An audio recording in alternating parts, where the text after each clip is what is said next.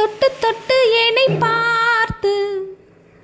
தட்டி தட்டி சுதி சேர்த்தாயே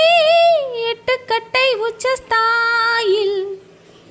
மெட்டுக்கட்டி ஜதி போட்டாயே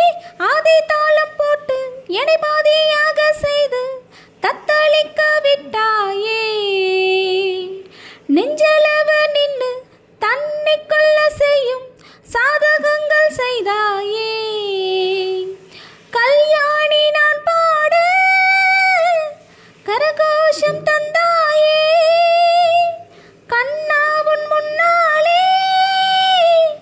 தாளத்தில் தப்பாச்சே சாணி நீ